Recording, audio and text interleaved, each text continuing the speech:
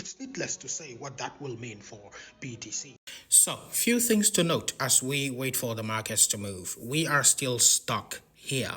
This BTC has been holding this support all along, yeah? And if it is going to actually hold this and move to the upside, great for us. However, just note that the maximum drawdown zone will be somewhere between that 78 to 74,000. That's the maximum drawdown zone that we can potentially experience before a move to the upside. If we close a daily candle below this line right here, that now will actually be some sort of signal to me that yeah, it's going to move to the downside. Now this is the 2.618 to the 3 fib level, so we have like a Fibonacci pocket right here.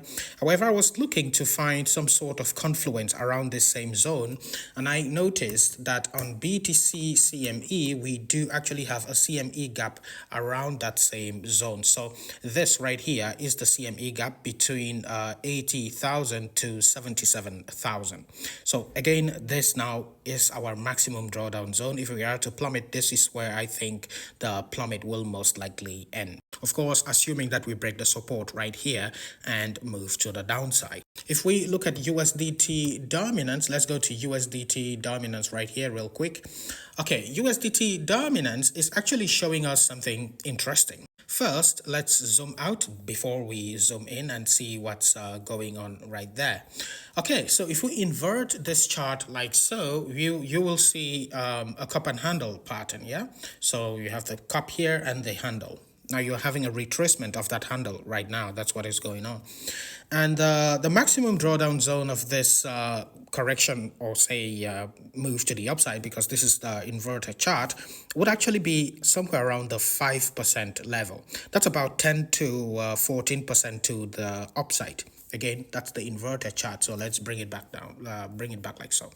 Okay, so the maximum move to the upside would be 10 to 14%, yeah?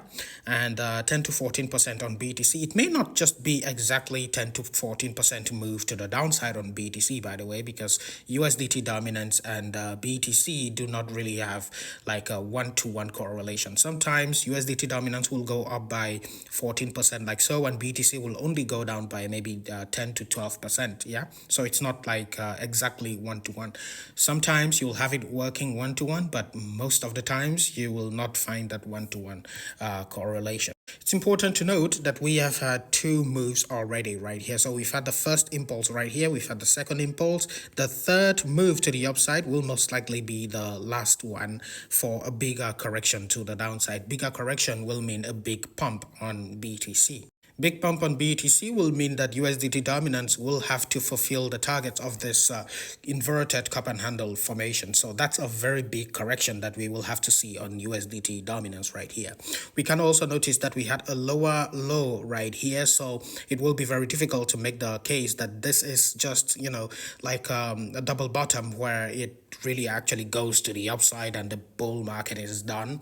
Yeah, you can't really make that case here. So that's pretty much it, folks. We are still stuck, hence why I have not been making some updates recently. Perhaps tomorrow I will make an update for you on YouTube, maybe a longer update, and you know, show you where we are in the market. And yeah, that's pretty much it. We are still stuck here. If we are to come down to this zone, then I will be going in on a very good long position, you know, to ride the wave to the upside. But for now, we will just have to wait and see what happens right here.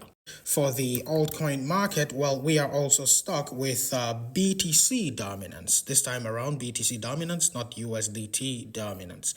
Now, I am of the idea that we will top out inside of this zone right here. If we go higher, then I don't know. I don't have any data, you know, to project anything higher than this. But this is just my highest zone for BTC dominance. And I will still be expecting a big correction on BTC dominance, which is sort of similar to what we had here and what we had here. So yeah, that's pretty much it for now, folks. I will see you in the next one, but until then, stay safe.